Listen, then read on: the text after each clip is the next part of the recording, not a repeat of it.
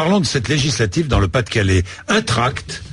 Alors je l'ai sous les yeux, on va le voir sur BFM TV, mais je l'ai sous les yeux et je vais le lire pour la radio, pour RMC. On vous voit. Une photo, voilà. Beau, hein, il n'y a pas d'avenir pour la France sans les Arabes et les Berbères du Maghreb. Jean-Luc Mélenchon, vous avez prononcé cette phrase à Marseille le 14 avril 2012. Votons Mélenchon, et c'est écrit en arabe dessous. Oui, alors c'est un faux tract. Alors ça faisait des jours et des jours que ils étaient distribués. On voyait bien où, ils étaient distribués dans cette 11e circonscription. On voit bien que c'est un tract d'extrême droite parce qu'il est marqué Votons Mélenchon, puis en dessous il est écrit en arabe. Alors moi je ne lis pas l'arabe malheureusement, et on a demandé à des amis de traduire. Oui. Alors ils sont aperçus que les imbéciles ont écrit Votons Mélenchon, mais à l'envers. C'est-à-dire qu'ils ont fait un copier-coller, ils savent pas que l'arabe se lit de droite à gauche. Voilà. Bon.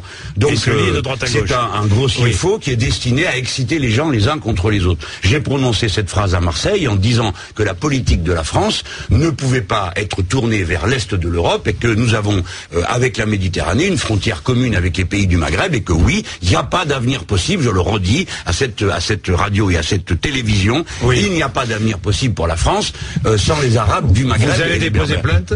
Alors hier, la chose extraordinaire, c'est qu'évidemment personne n'était au courant de rien. Sauf qu'hier, on a attrapé un gars, que c'est le Front National qui distribue anonymement ça, qu'il y a le DPS, le service d'ordre du Front National, qui était là pour encadrer un malheureux RMI payé pour distribuer ces tracts. Bien sûr, nous portons plainte, ça va coûter très cher à Madame Le Pen parce que elle a reconnu les faits, elle ne peut pas s'y soustraire. La voiture qui colportait les tracts vient du 92, il y a dedans le numéro de téléphone du DPS à appeler.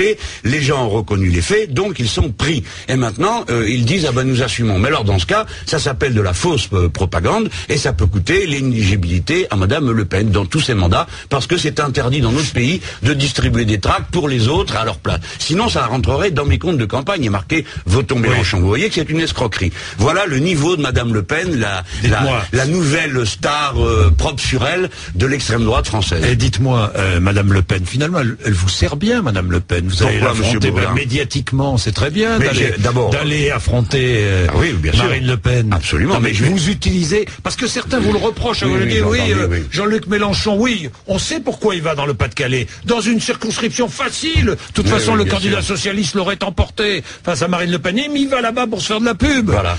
Alors, ça montre le niveau. Oui ou non? Attendez, je vais vous répondre, vous permettez. Oui. Ça montre le niveau de mesquinerie jalouse qui m'entoure. Parce que j'ai pas besoin. Les mesquins jaloux, ceux qui sont là, la pire. Mais qui sont ces mesquins jaloux? Vous, par exemple, non, pas moi. Je pose mes questions. J'ai lu. Allez, petite dénonce, c'est à vous de les dire quand même. Le Parti Socialiste, par exemple.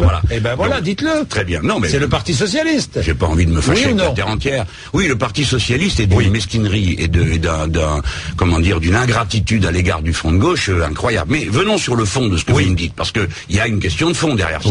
On chasse les apparents. J'ai pas besoin de Madame Le Pen ni de la 11e circonscription du Pas-de-Calais pour avoir des caméras, et de l'intérêt pour ce que je dis. De toute façon, la campagne des élections présidentielles, en me donnant 4 millions de voix, fait de moi un personnage public, et vous avez les médias écoutent ce que dit le Front de gauche, parce que nous sommes une composante, c'est pas ma personne qui est concernée, nous sommes une composante de la vie politique française. Donc c'est pas le sujet. Moi, pourquoi je vais là-bas? Nous avons une divergence d'appréciation, semble-t-il. Les socialistes disent que je mets au centre du jeu Madame Le Pen, mais enfin Madame Le Pen n'a pas attendu que j'aille là-bas pour faire 31% dans la circonscription. Et qui c'est qui tient tout là-bas? C'est pas les socialistes.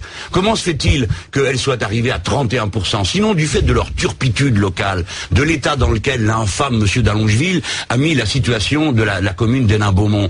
Est-ce que ce ne sont pas les disputes qui conduisent, par exemple, à ce que le Parti Socialiste ait exclu monsieur Kucheida, le maire de Liévin, la plus grande section socialiste de France? Est-ce que c'est pas ça qui est d'abord le terreau du Front National? Donc moi je viens et j'assume le fait que je considère l'extrême droite comme le danger numéro 1 pour la démocratie française. Donc où est-ce que je vais? Je vais là où elle est. Et je l'affronte, ça n'a rien de personnel. Je ne connais pas Madame Le Pen. Je n'ai jamais fait mes courses avec elle, ni passé une soirée avec elle. Je sais qui elle est, le chef de l'extrême droite. Et moi, je suis le porte-parole du Front de gauche. Le choc politique donne aux citoyens l'occasion de trancher.